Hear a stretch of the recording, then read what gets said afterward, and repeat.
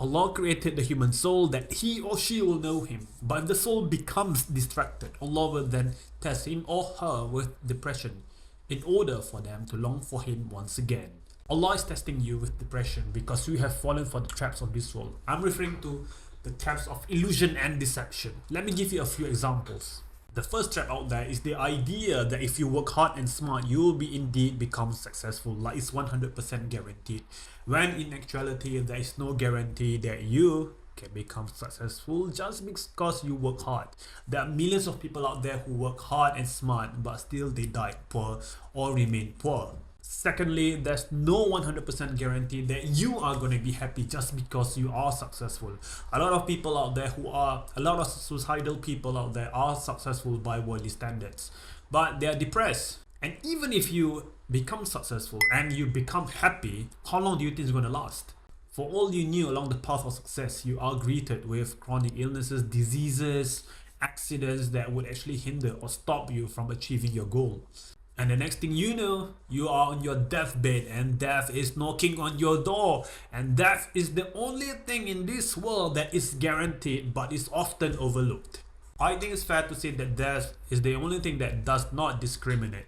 It will come knocking on your door, it will come to you, it doesn't matter whether you're rich, poor, ugly or handsome, doesn't matter. Death is the gateway of you meeting your Lord, which will lead you either to heaven or hell, which is the eternal destination. Which sadly to say is often overlooked. Because why? We love this dunya, but you prefer the worldly life, while the hereafter is better and more enduring. Therefore, the only way to remove depression or minimize it at least is to rebuild and reconnect your relationship with Allah, the one and only the one who is in control of everything, not you.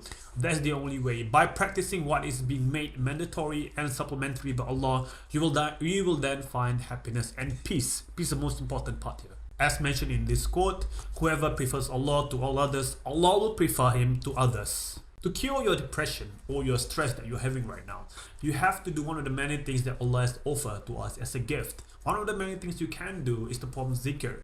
What is zikr exactly? Zikr just means to reflect or to remember. Upon what is to remember and reflect upon Allah, the one and only.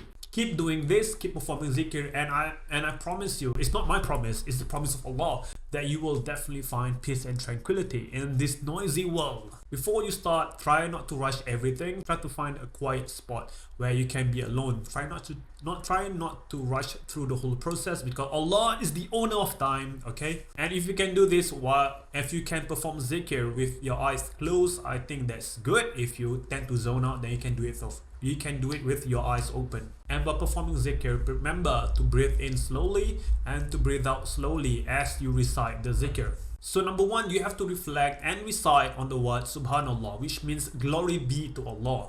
Recite that there is no real glory, honor and prestige in this world except Allah, the King of Kings. Not your boss at work, not your friends, not your governments. No regulations out there except Allah.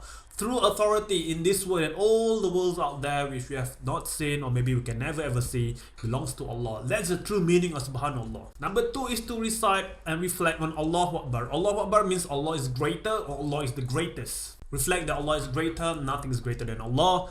Allah is greater than your plans, your future, your suffering, your pain, your oppression that you are going through right now. Allah is greater than any of that, okay? If you hold on to this and recite it, you will definitely change. It will definitely change your perspective that Allah is greater than any problems that you go through, as long as you attach your heart and soul and mind to Allah.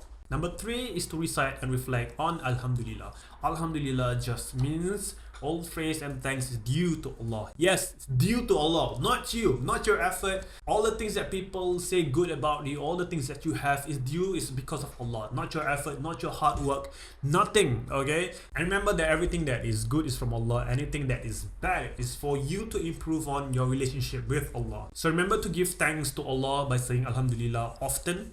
And remember that it's Allah who's in control of your provisions. All the good things and the bad things is within Allah's permission, not your enemies, even though they wish harm upon you. All the bad things that you're going through right now is because Allah allows it. Allah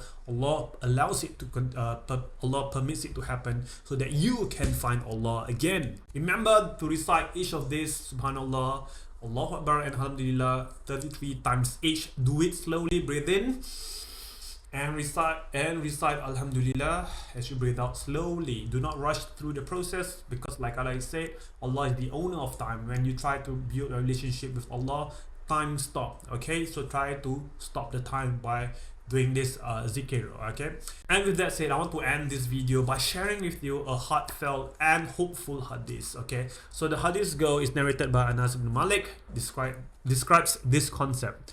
The most miserable person in the world of those destined for paradise will be brought on the day of resurrection and dipped once in paradise. Then he will be asked, "O son of Adam, did you see any misery?"